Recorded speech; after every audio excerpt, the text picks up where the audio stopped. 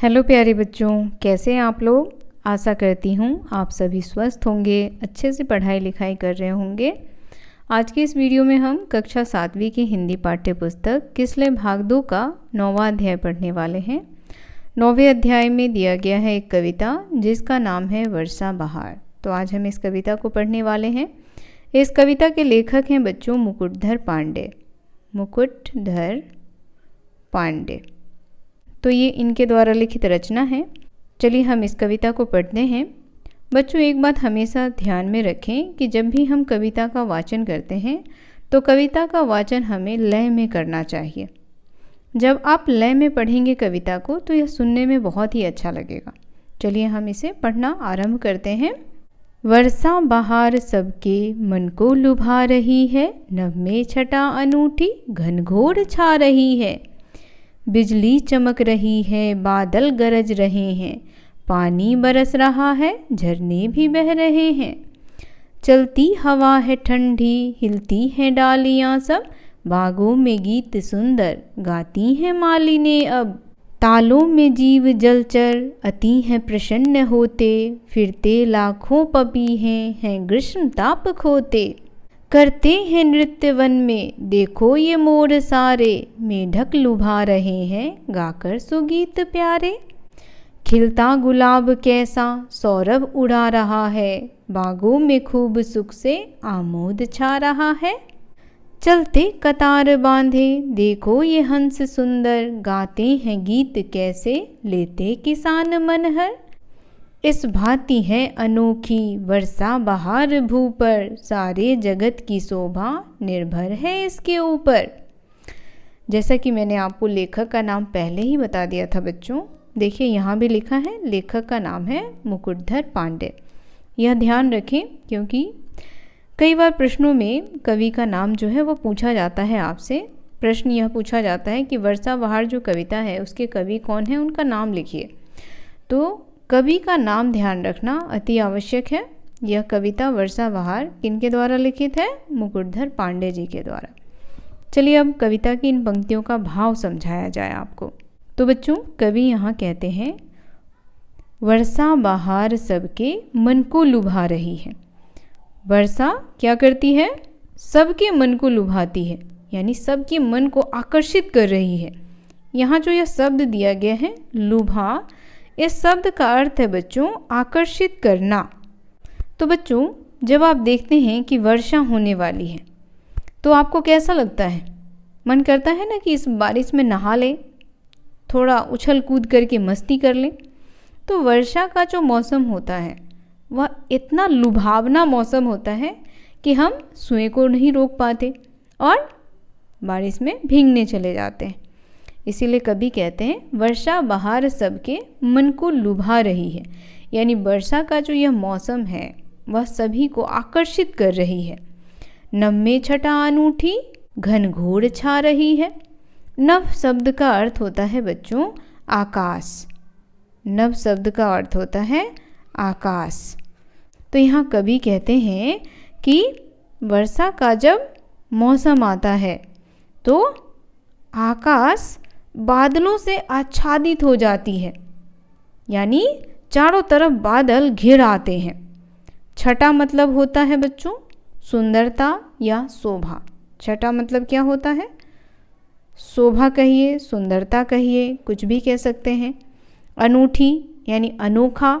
घनघोर छा रही है, तो यहाँ घनघोर, घनघोर शब्द का क्या अर्थ होगा? घनघोर यानी अत्यधिक घना। तो यहाँ पर अत्यधिक घना किसे कहा गया है? बादल को, जो वर्षा के मौसम में चारों तरफ छाई हुई है। तो कवि कहते हैं कि वर्षा का जो मौसम होता है, यानी वर्षा का जो ऋतु होता है, वह सबके मन को आकर्षित कर लेती है। और आकाश में जो बादल छाए होते हैं वह बहुत ही सुंदर लगते हैं, बहुत ही शोभायमान लगते हैं। मन करता है कि उसे देखते ही रहे। अगली पंक्ति में कवि कहते हैं बिजली चमक रही है, बादल गरज रहे हैं। जब वर्षा ऋतु आता है तब क्या होता है? आसमान में बिजली चमकने लगती है और बादल गरजने लगता है। ये सारी चीज़ें तो हम लोगों ने देखी है ना। कि जैसे ही वर्षा ऋतु आता है आसमान बादलों से आच्छादित हो जाता है, बिजली चमकने लगती है और बादल गरजने लगते हैं, पानी बरस रहा है, झरने भी बह रहे हैं। और क्या कहते हैं कभी कि जो वर्षा ऋतु होता है उसमें पानी बरसने लगता है। जब बादल घनघोर घिर जाएंगे, बिजली चमकेगी तो बच्चों बारिश तो होगी ना। इसीलिए कभी कहते हैं पानी बरस रहा है, झरने भी बह रहे हैं। पानी के बरसने से क्या हो रहा है? झरने बह रहे हैं। क्या आप लोगों ने झरना देखा है? ऊंची पहाड़ियों से जो पानी गिरता है भू पर, उसे झरना कहते हैं। चलती हवा है ठंडी, हिलती हैं डालियाँ सब। हवाएं कैसी चल रही है? ठंडी ठंडी। और पेड़ पौधों की जो डालियाँ हैं उन ठंडी ठंडी हवाओं में हिल रहे हैं। बागों में गीत सुंदर गाती हैं मालिनी अब। और ऐसे मौसम में मन क्या होता है? झूमने लगता है। तो कभी कहते हैं कि मालिनी क्या कर रही हैं? गीत गा रही हैं। मालिनी कहने का क्या अर्थ है बच्चों? जो स्त्री मालिन का काम करती है, या कह सकते हैं माली की पत्नी, उसे भी हम क्या कहते हैं? मालिन कहते हैं। तो यहाँ मालिनी क्या करती हैं? बागों की सुंदरता को देख करके खुद को रोक नहीं पाती और वह गुनगुनाने लग जाती हैं। तालों में जीव जलचर अति हैं प्रसन्न होते। तालों मतलब क्या होता है बच्चों? क्या आपको पता है? तालों, यहाँ तालों यानी कि तालाब। किसे कहा गया है? तालाब को कहा गया है। बारिश के मौसम में क्या होता है? जो बड़े बड़े गड्ढे होते हैं वो पानियों से भर जाते हैं, तो ऐसे गड्ढों को हम तालाब कहते हैं। तालों में जीव जलचर, जीव जलचर यानी जल में रहने वाले जीव, उसे हम क्या कहते हैं? जलचर। जल में जो जीव रहता है, जल में रहने वाले जीव, हम उसे क्या कहते हैं बच्चों? जलचर। तो कभी कह रहे हैं तालों में जीव जलचर अति हैं प्रसन्न होते। जैसे ही वर्षा ऋतु आती है उन तालाबों के जो जीव हैं वह अत्यधिक प्रसन्न होते हैं। अति प्रसन्न होना यानी अत्यधिक प्रसन्न होना। फिरते हैं लाखों पपीहे हैं ग्रीष्म ताप खोते। और जैसे ही मौसम सुहावना होता है वैसे ही सभी पपीहे क्या करते हैं? घूमने लगते हैं। फिरते हैं लखों पपीहे। अब यहाँ देखिए लखों मतलब क्या है? लखों शब्द का अर्थ है बच्चों देखना या देखो, ठीक है। तो कभी कहते हैं कि जैसे ही मौसम सुहावना होता है, गर्मी कम होती है, वैसे ही पपीहे जो हैं वह घूमने लगते हैं इधर उधर। करते हैं नृत्य वन में देखो ये मोर सारे। जैसे ही वर्षा का मौसम आता है, बादल आसमान में छाता है, तो मोर जो हैं वह नृत्य करने लग जाते हैं। मोर कब नाचता है बच्चों? हम सभी जानते हैं ना, मोर वर्षा के मौसम में नाचता है। यानी वर्षा ऋतु का आगमन हुआ और मोर अति प्रसन्न हो जाता है। जैसे ही बादल आसमान में छाता है वैसे ही मोर अपने पंखों को फैला के नाचना शुरू कर देता है। मोर क्या है बच्चों? मोर हमारा राष्ट्रीय पक्षी है। मेढक लुभा रहे हैं गाकर सुगीत प्यारे। अब मेढक भी जैसे ही वर्षा का ऋतु आया, मेढक भी क्या करने लगते हैं? अपने मधुर मधुर गीत गाने लगते हैं। मेढक लुभा रहे हैं, लुभाना मतलब आकर्षित करना, आकर्षित करना। गाकर सुगीत प्यारे। सुगीत मतलब क्या होगा? क्या आपको पता है सुगीत का अर्थ? सुगीत यानी सुंदर गीत, सुंदर गीत। तो अब मेढक भी सुंदर सुंदर गीत जो है वह गाने लगा। वह अपने सुरीले तान छेड़ने लगता है। खिलता गुलाब कैसे सौरभ उड़ा रहा है। खिलता हुआ गुलाब क्या कर रहा है? सौरभ उड़ा रहा है। अब देखिए सौरभ शब्द का अर्थ क्या होगा? क्या आपको पता है बच्चों? अगर पता है तो हमें कमेंट करके बताइए, सौरभ शब्द का अर्थ क्या होगा? सौरभ, सौरभ मतलब क्या होगा? सुगंध। सौरभ शब्द का अर्थ होगा बच्चों सुगंध।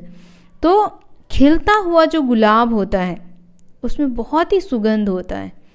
तो कभी कहते हैं खिलता गुलाब कैसे सौरभ उड़ा रहा है। कहते हैं कि देखो ये जो खिलता हुआ गुलाब है वह अपनी सुगंध जो है वह चारों तरफ बिखेर रहा है। बागों में खूब सुख से आमोद छा रहा है। और बाग बगीचे कैसे दिख रहे हैं? अति प्रसन्न। आमोद मतलब होता है प्रसन्न। बाग बगीचे प्रसन्न दिख रहे हैं। चलते कतार बांधे देखो ये हंस सुंदर। और हंस कैसे चल रहा है? कतार में। कतार कहने का अर्थ है बच्चों एक लाइन में। हंस जो है वह पंक्तिबद्ध होकर के चल रहा है। कतार कहने का अर्थ है पंक्तिबद्ध। पंक्तिबद्ध होते हुए चल रहा है, जो देखने में बहुत ही सुंदर लग रहा है। गाते हैं गीत कैसे लेते किसान मनहर। और वह गीत इतना अच्छा गाते हैं कि किसानों के मन को हर लेते हैं। मनहर यानी कि मन को हरने वाला। मन को हरने वाला। तो उनकी गीतों को सुन करके किसान जो हैं वह अपना सुध बुध खो देते हैं।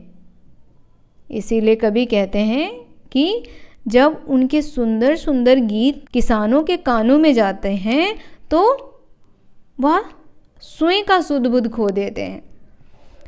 इस भांति है अनोखी वर्षा बहार भू पर। और इसी भांति यानी इसी तरह। भांति यानी कि तरह। तो इसी तरह वर्षा ऋतु जो है वह इस भू पर, भू कहने का अर्थ है पृथ्वी, इस पृथ्वी पर क्या है? अनोखी है यानी अनूठी है, बहुत ही सुंदर है। सारे जगत की शोभा निर्भर है इसके ऊपर। और अंत में कवि कहते हैं कि इस सारे जगत की जो सुंदरता है, इस सारे जगत की जो शोभा है वह किसके ऊपर निर्भर है? वर्षा ऋतु के ऊपर निर्भर है। अगर वर्षा ऋतु ना हो तो पेड़ पौधे सूख जाएंगे, पृथ्वी बंजर हो जाएगी और बाग बगीचों की जो सुंदरता है वह खो जाएगी। तो वर्षा ऋतु क्या है बच्चों? वर्षा ऋतु सारे जगत की शोभा है। इसी के ऊपर पूरा संसार निर्भर है। जगत शब्द का अर्थ हो जाएगा संसार। तो सारा संसार किसके ऊपर निर्भर है? इस वर्षा ऋतु के ऊपर। कविता कैसी लगी आपको? कमेंट करके बताना बिल्कुल ना भूलें। बच्चों यदि आपका कोई प्रश्न हो या सुझाव हो तो उसे कमेंट में अवश्य बताएं।